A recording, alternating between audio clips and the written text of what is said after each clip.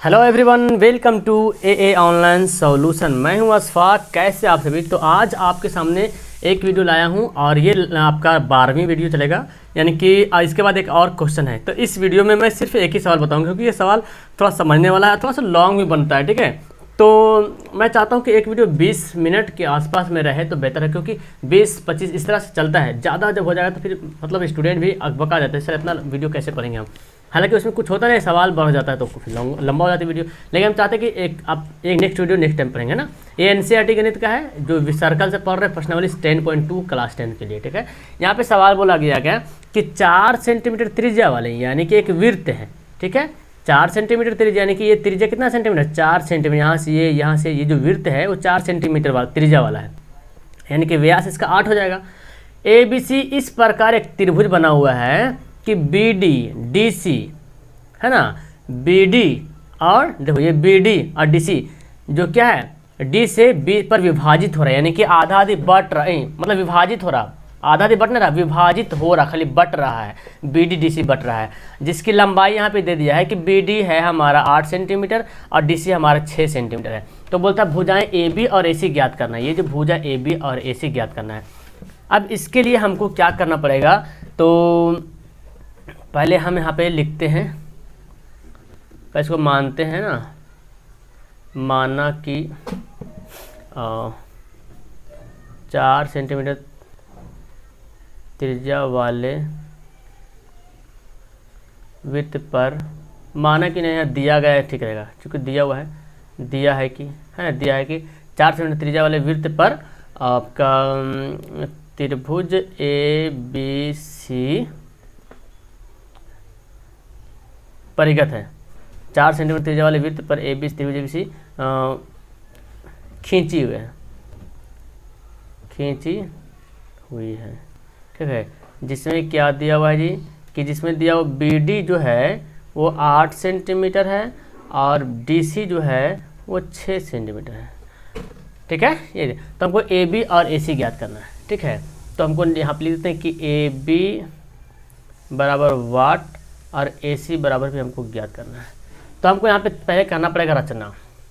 देखो रचना में क्या करेंगे, यहाँ पे देखिए, रचना में हम लोग क्या करेंगे, ये जो आपका ये जो कोण है यहाँ से A है ना, इसको हम पूरा मिला देंगे। इसको यहाँ से पूरा यहाँ तक मिला दिया और इसको भी पूरा मिला देंगे यहाँ से जाते हुए, थोड़ा सा गड़बड़ ना हो, ताकि पॉइंट से जाना चाहिए, ठीक है। पॉइंट से जाना चाहिए यहाँ तक, मान लो कि पॉइंट यहाँ पे, ठीक है। और फिर हम रचना कर देंगे इसको इस पॉइंट से मिलाते हुए, कहेंगे भाई इस पॉइंट से यहाँ तक, एक मिनट यार, इस पॉइंट से यहाँ तक आ गया और इस पॉइंट से मतलब इसको क्या किया, मिला दिए। यानी कि इसका नाम भी देते हैं हम, है ना, DEF नाम देते हैं। D तो है यहाँ पे, E और F हो गया। यानी कि हम क्या किए, AD को मिला दिए और CE को मिला दिए और BF को क्या किए, मिला दिए। तो लिखते हैं AD CE तथा BF को मिलाया, हो गया, हम लोग BF मिला दिए। तो अब हमको करना क्या है, यहाँ पे देखिए, क्लास 9 में पढ़े होंगे त्रिभुज ABC का क्षेत्रफल हीरोन के सूत्र से पढ़े होंगे, S into S minus A S minus B S minus C। जैसे आपको नीचे मैं याद दिलाता हूँ, ये देखिए, ये त्रिभुज होता है था ABC। A के सामने हम A बोलते थे, B के सामने B बोलते थे, C के सामने C बोलते थे। और ये तीनों का जोड़ हमारा S आता था, तीनों का जोड़ का A plus B plus C by 2। या तो आप देखो A है ना, A की जगह हम BC भी लिख सकते हैं ना, A की जगह पे क्या हम लिख सकते हैं, BC भी लिख सकते हैं। अच्छा, जो BC है, ये जो B है, B की जगह हम क्या लिख सकते हैं, AC लिख सकते हैं। और ये जो यहाँ पे C है, C की जगह पे क्या लिख सकते हैं, हम A भी लिख सकते हैं। यानी कि तीनों भुजाओं का जोड़ कर 2 से भाग करेंगे तो क्या निकलेगा, हमारा S निकलेगा। और फार्मूला होता था S into S minus A।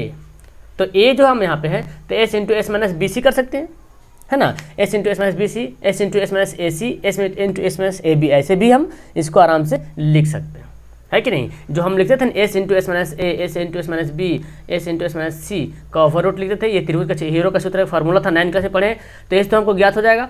A कैसे ज्ञात होगा, तो ये जो A हमारा BC जो दिया हुआ है ना, वही हमारा क्या है, A दिया हुआ है। ये जो BC, हम यहाँ पे BC ही लिख देंगे, यहाँ पे BC, S माइनस B तो हम यहाँ पे लिख देंगे AC लिख देंगे, C तो हम यहाँ पे लिख देंगे AC AB, तो ए बी का वैल्यू यहाँ पे पुट कर लेंगे। यही फंडा यहाँ पर अपनाना पड़ेगा, ठीक है। चलो तो अब इसको यही इसी ग्रुप में हमको बनाना पड़ेगा। यहाँ पे देखिए क्या कर लेते हैं। तो आप जानते सबसे पहले तो यहाँ पे ये जानिए कि जो त्रिभुज जो वृत्त है ना हमारा, ये वृत्त है, वृत्त के बाह्य बिंदु से वृत्त पर आसपास रेखाएं जो खींची जाती है वो क्या होती है, बराबर होती है। यानी कहने का मतलब जो BE और DB क्या है, बराबर, जितना ये है उतना ये भी है, भी यानी कि मतलब ये भी है 8 सेंटीमीटर। उसी तरह से DC और CF क्या है, आपस में बराबर, यानी कि ये भी है 6 सेंटीमीटर, है ना, जितना ये है उतना ये है। चूँकि वृत्त के स्पर्श रेखाओं पर खींची गई वृत्त बाहरी बिंदु से स्पर्श रेखा क्या होती है, बराबर होती है। अगर बाहर बिंदु से स्पर्श रेखा वृत्त पर खींची जाती है तो वो दोनों रेखाओं की लंबाई क्या होती है, बराबर होती है। सेम कंडीशन यहाँ भी दिख रहा, AF और AE, तो ये तो खैर दिया हुआ ही नहीं, तो हम इसको मान लेंगे x। तो जाहिर सी बात जो हमारा ये होगा वही हमारा ये भी x का होगा, है ना जी, क्योंकि AF और AE आपस में क्या होता है, बराबर होता है। तो जो AF होगा वही हमारा AE हो जाएगा। तो हमको यही बात को तो पहले लिख देंगे यहाँ पे। चलो ये हो गया। अब यहाँ पे लिखते हैं, हमको यहाँ पे लिखना पड़ेगा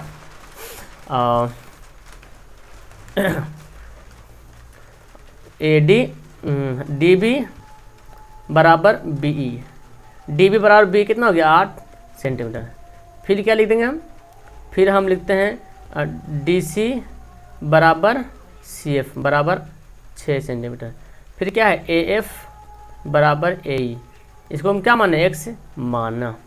तो आप मुझे बताएं ये पूरा जो BC होगा, पूरा BC कितना हो जाएगा, 14 हो जाएगा। ये पूरा जो AB है कितना हो जाएगा, 8 + x हो जाएगा, है ना जी।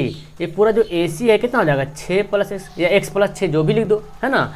तो इसलिए लिख सकते हैं, इसलिए AB बराबर, AB कितना हो जाएगा, देखो AB 8 + x हो जाएगा। तो यहाँ पर लिख दे 8 + x या x + 8 जो भी लिख दो। BC का भी वैल्यू होता है, BC कितना है, BC तो 14 है आपका, और आपका AB BC AC या CA जो भी बोलो, है ना।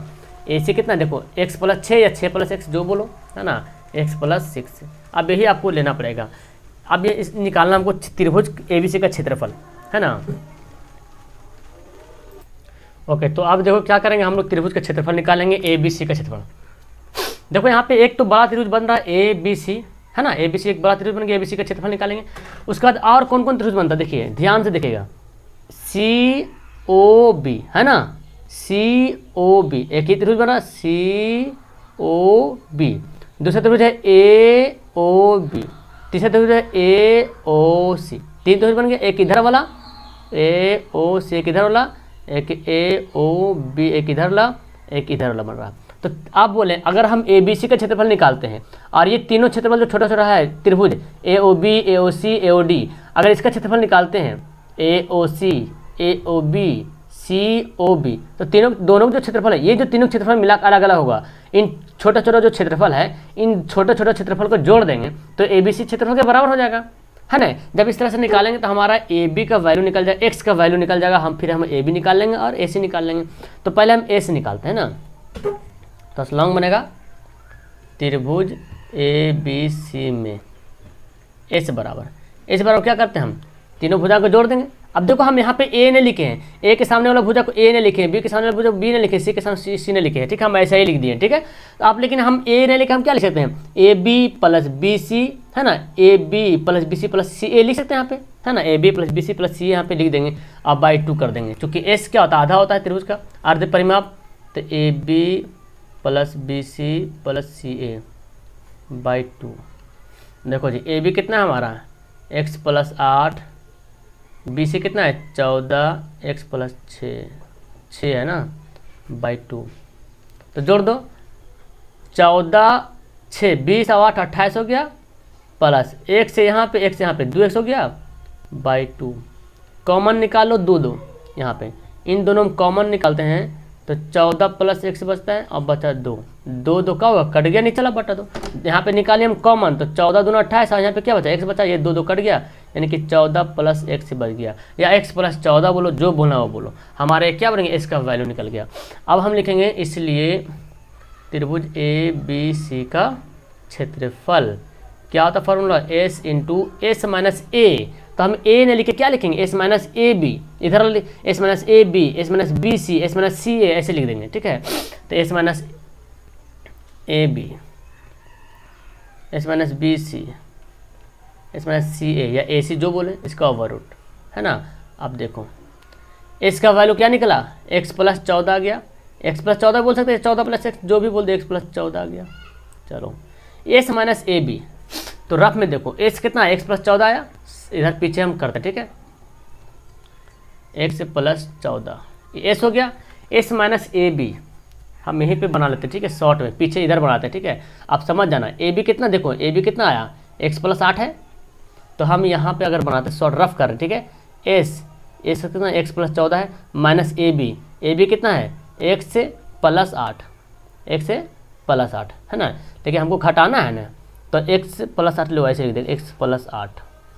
तो अगर ऐसे करते हैं एक्स से प्लस 14, है ना, इधर 14 हो जाएगा, एक मिनट क्या हो जा रहा है, देखो हम फिर मिटा देंगे इसको, एक्स से plus 14 plus minus minus x plus minus minus 8, तो ये दोनों कटा, कितना आ गया, 14 में से 8 घटेगा तो 6 आया।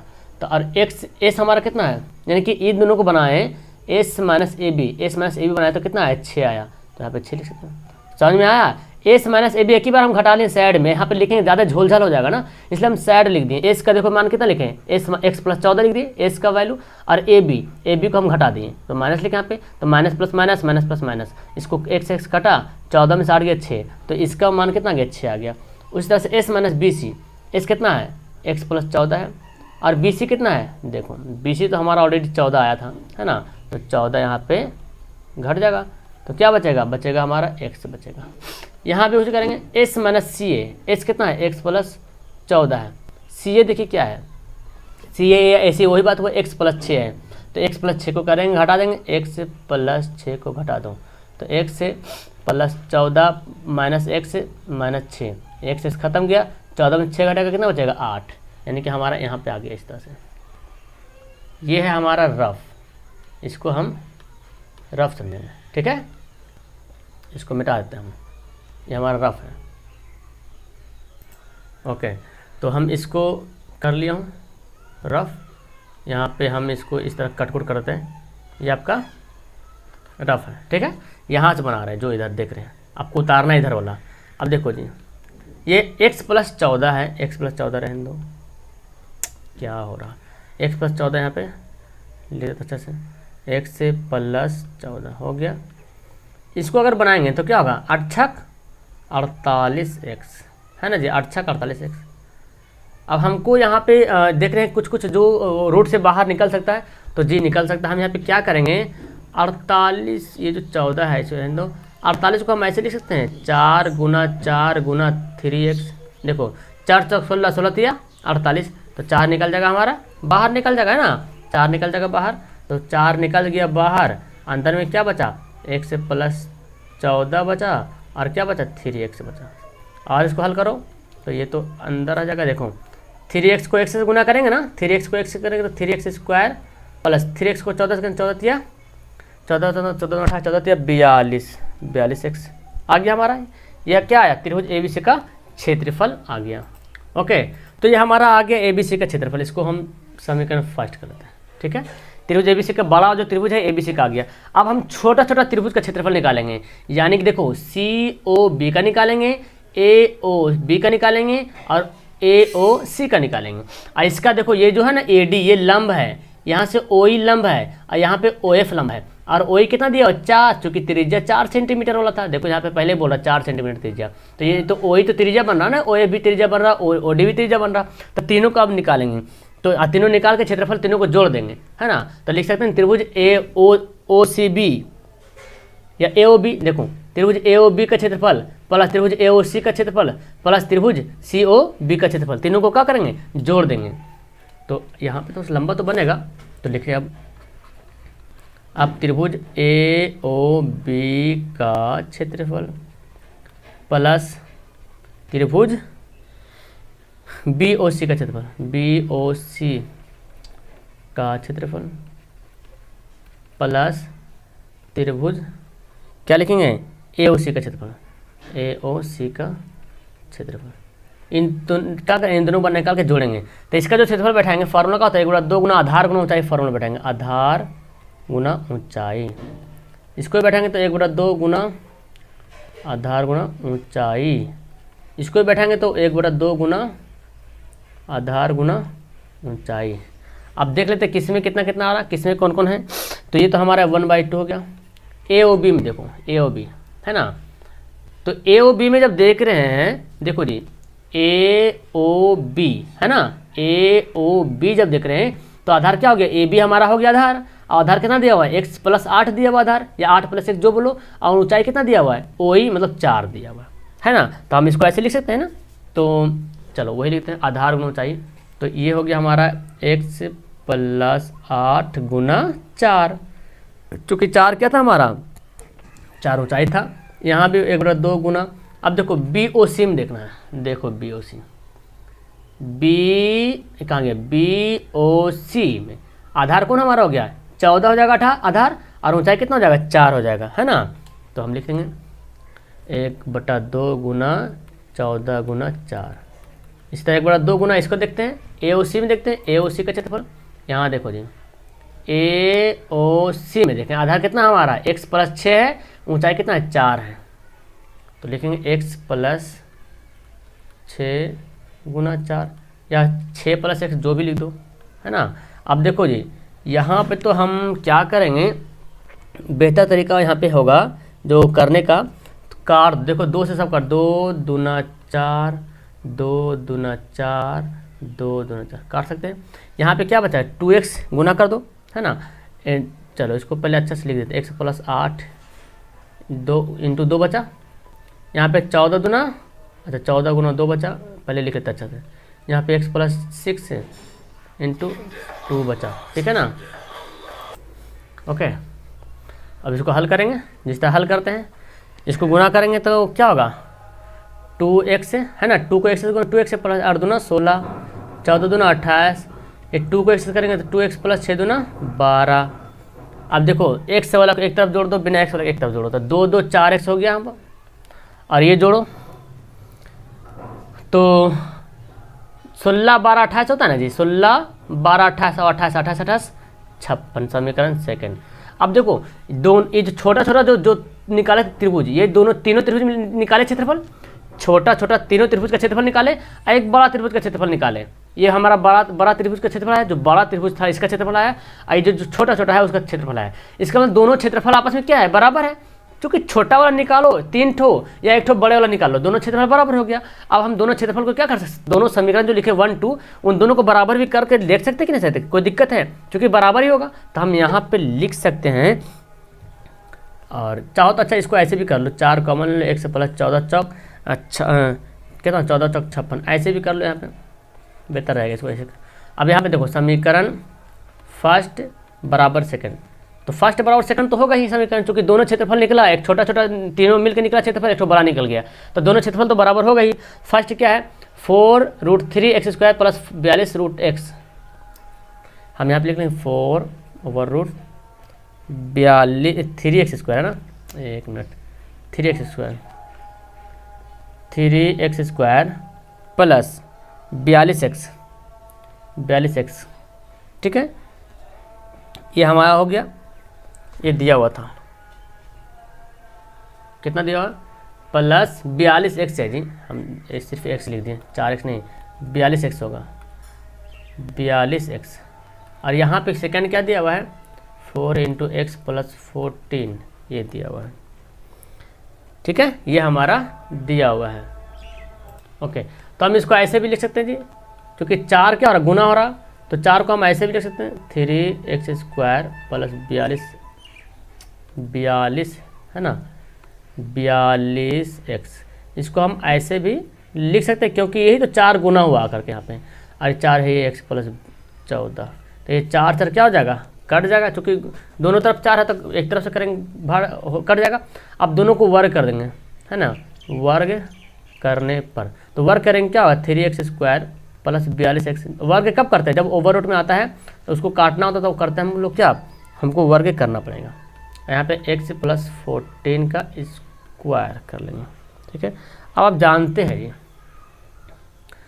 कि स्क्वायर से ओवररूट क्या होता है कट जाता है, तो ये कट गया, तो 3x² + 42x यहाँ पे क्या हुआ, ये तो ए प्लस बी का होल स्क्वायर बन गया ना। ए प्लस बी का होल स्क्वायर क्या होता है, ए स्क्वायर प्लस बी का स्क्वायर प्लस 2ab, है ना जी।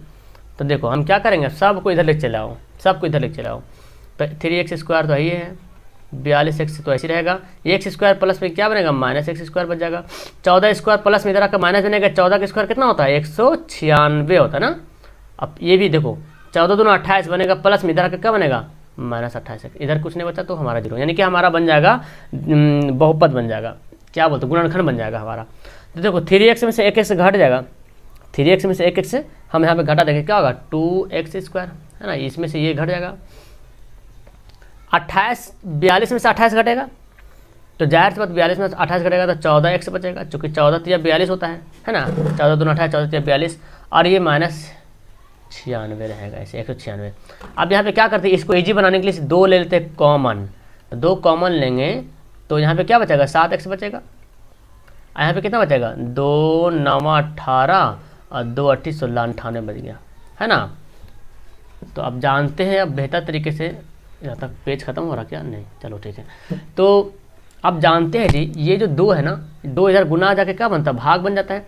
तो x square plus 7x minus 98, और 2 को 0 से भाग करेंगे तो क्या हो जाएगा, 0 हो जाएगा। हमारा गुणनखंड आ गया। गुणनखंड कैसे निकालेंगे, 14 7 98 होता है कि नहीं, 14 7 98 और 14 में से 7 घटाएंगे 7 आ जाएगा। ये तो बनाने के लिए जानते हैं अच्छी तरीके से, 98 को इधर से गुना करते हैं 98 आता है, 98 को मतलब HCF निकालते हैं, फैक्टर करते हैं। तो 14 7 में देखो तोड़ेंगे, 14 7 98 और 14 में से 7 घटाएंगे 7 आ जाएगा, यानी कि हम इसको लिख सकते हैं 14x माइनस 7x। ऐसे क्यों लिखे, क्योंकि देखो यहाँ पे लाना था हमको प्लस में, तो बड़ा वाला लिखेंगे प्लस में, छोटा वाला लिखेंगे माइनस में, तभी तो प्लस में से माइनस घटेगा तो प्लस में आ जाएगा, और ये हो जाएगा 98 बराबर 0।